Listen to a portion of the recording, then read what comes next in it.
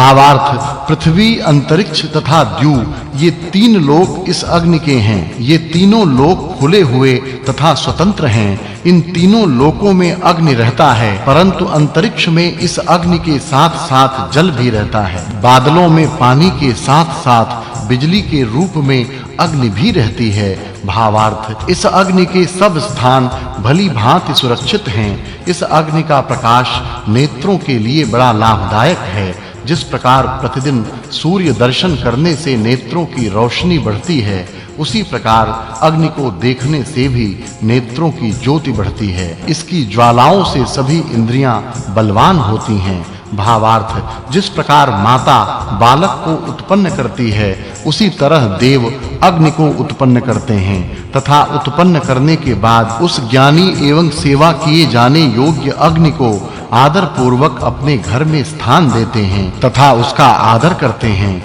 भावार्थ एक दरिद्र उपासक के ये उद्गार हैं। वह कहता है कि हे अग्नि, न मेरे पास गायें हैं ताकि तुम्हें मैं घी, दूध आदि दे सकूं, और न मेरे पास कुल्हाड़ी ही है ताकि समिधाएं काटकर तुझे अर्पण कर सकूं।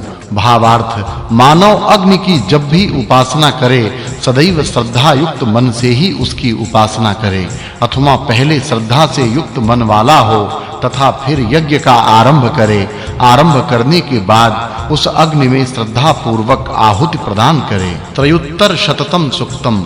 भावार्थ जब अग्नि रूपी सूर्य स्वयं द्युलोक के उच्चतम रास्ते पर स्थित होकर अपनी तेजस्वी किरणों को धरती पर भेजता है, तब सारे रास्ते प्रकाशित हो जाते हैं। उसी समय ज्ञानी लोग अपने यज्ञादि कार्य करने लगते हैं तथा उनकी स्तुति रूप वाणियां सूर्य के पास पहुंचने लगती हैं। भावार्थ यह अग्नि जिस मानव को उत्तम मार्ग में चलने की प्रेरणा देता है तथा जो मानव इससे प्रेरित होकर अग्नि को हवि आदि प्रदान करता है, वह वेद पढ़ने वाले एवं हजारों का पोषण करने वाले वीर पुत्र को प्राप्त करता है तथा तब उस उत्तम कार्य करने वाले मानव से दूसरे बुरे कार्य करने वाले मानव डरते हैं। अतः मानवों को चाहिए कि वे भी उस दानी अग्नि की सेवा किया करें। भावार्थ इस अग्नि की जो स्तुति करता है, वह शत्रु के मजबूत किले में भी रखे हुए अन्न को अपने घोड़ों के द्वारा हमला करके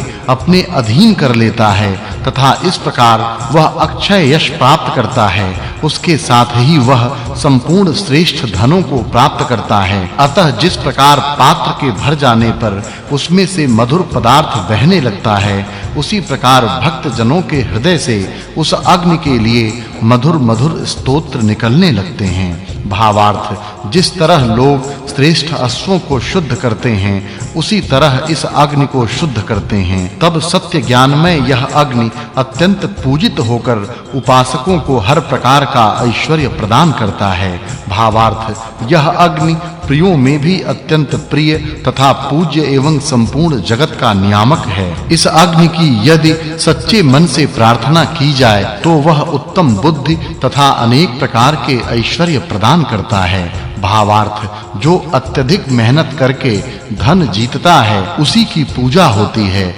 उसके तेज को कोई पार नहीं कर सकता तथा वही सब प्रकार के धनों को प्राप्त करता है। भावार्थ यह अग्नि उत्तम रीति से देवों को बुलाने वाला, उत्तम रीति से यज्ञ करने वाला, पूज्य तथा सबके द्वारा प्रशंसित होता है। जो उसकी उत्तम वचनों तथा अन्य साधनों से स्तुति करता है, वह हर प्रकार के सुख प्राप्त करता है। भावार्थ अग्नि मरुतों का मित्र एवं हितकारी है। वह शत्रुओं को रुलाने वाले वीरों के साथ यज्ञ में आए तथा सबका भरण पोषण करने वाले ऋषि के यज्ञ में उसकी स्तुतियों को सुनकर प्रसन्न हो। इत्यष्टम मंडलम अथ नवमम मंडलम प्रथमोनुवाकः प्रथमम सुक्तम। इंद्र के पीने को देने के लिए सोम रस को निकाला है।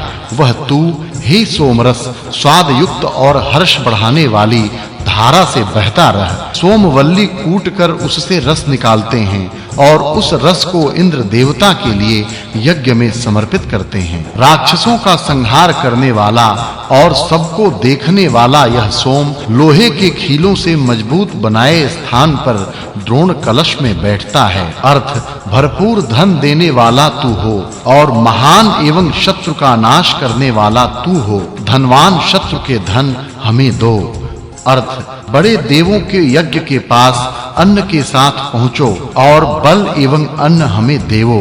अर्थ हे सोम तेरी ही श्रेष्ठ सेवा हम करते हैं। प्रतिदिन निश्चय से हमारा उद्देश्य रहता है। सोम तेरे समीप ही हमारी सब कामनाएं जाती हैं। अर्थ सूर्य की पुत्री तेरे से निकले सोम रस को शाश्वत फैले हुए वस्त्र से पवित्र करती है। अर्थ यज्ञ के उत्तम दिन में 10 स्त्री रूप अंगुलियां रूपी बहिनें उस सोमवल्ली को पकड़ती हैं। यज्ञ के दिन में 10 अंगुलियां उस सोमवल्ली को पकड़ती हैं तथा अपनी अंगुलियों से दबाकर उससे रस निकालती हैं। हाथ में सोम को अच्छी प्रकार पकड़कर उसको दबाकर उससे रस निकाला जाता है। अर्थ उस सोम को अंगुलियां लाती हैं, तेजस्वी दिखाई देने वाले इस सोम का रस निकालते हैं। यह रस मृदु होता है और 3 शक्तियों से युक्त तथा दुख का निवारण करने वाला होता है। अर्थ इस पुत्र स्वरूप सोम के साथ अवध्य गौवें इंद्र को पीने के लिए इस सोम के साथ अभी अपने दूध को मिलाती हैं। अर्थ इस सोम रस पान के आनंद में रहकर ही इंद्र सब घेरने वाले शत्रुओं का संहार करता है तथा वह वीर इंद्र धनों का दान करता है। द्वितीयम सुक्तम। अर्थ हे सोम तू देवों के पास जाने वाला हो, अतः श्रेष्ठ रीति से रस को अपने से निकालो। तू पवित्र है तथा आनंद देने वाला है, अतः सोम अपने पराक्रम से इंद्र में प्रवेश कर सोमरस दिव्य लोक पीते हैं। इससे उनकी कर्तृत्व शक्ति बढ़ती है तथा वे उत्तम कार्य यशस्वी रीति से करने में समर्थ होते हैं। इससे कार्य करने के समय मन प्रसन्न रहता है तथा कार्य उत्तम प्रकार यशस्वी होता है। अर्थ हे सोम तू महान जीवन बलयुक्त करने वाला है, तू तेज बढ़ाने वाला है, तू ये गुण हमें प्राप्त कराओ। तू धारण करने वाला है, अतः स्वकीय यज्ञ स्थानों में बैठ। सोम जीवन का बल बढ़ाने वाला है, तेजस्विता को बढ़ाता है, धारण करने की शक्ति बढ़ाता है। इस प्रकार का गुणवान सोम हमारे यज्ञ स्थान में रहे तथा यज्ञकर्ताओं की शक्ति बढ़ाए। अर्थ इष्ट सिद्ध करने वाले सोम रस की धारा प्रिय मधुरता देती है। उत्तम कार्य करने वाला सोम जल में मिलाया जाता है, वह रस जल के साथ रहता है। अर्थ जब गौ के दूध के साथ तेरा मिश्रण किया जाता है, तब महान शक्ति युक्त ऐसे तेरे पास महान जल प्रवाह तेरे पास आते हैं। जब सोम रस में गौ का दूध मिश्रित किया जाता है, तब बढ़े हुए तुझ में उत्तम जल भी मिलाया जाता है। सोम रस में जल और गौ दुग्ध मिलाया जाता है तथा उपरांत वह मिश्रण पिया जाता है।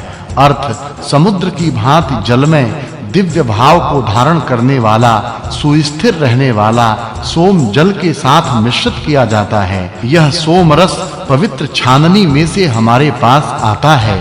सोम रस में जल मिलाते हैं, छानते हैं तथा उसका हवन करने के बाद वह रस पिया जाता है।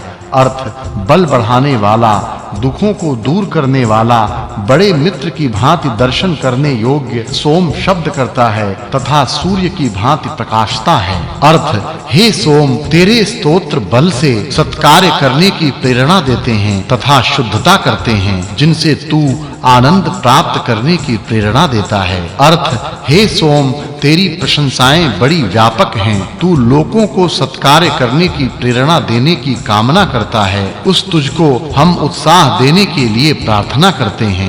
अर्थ हे सोम हमको इंद्र के पास पहुंचाने वाला तू है।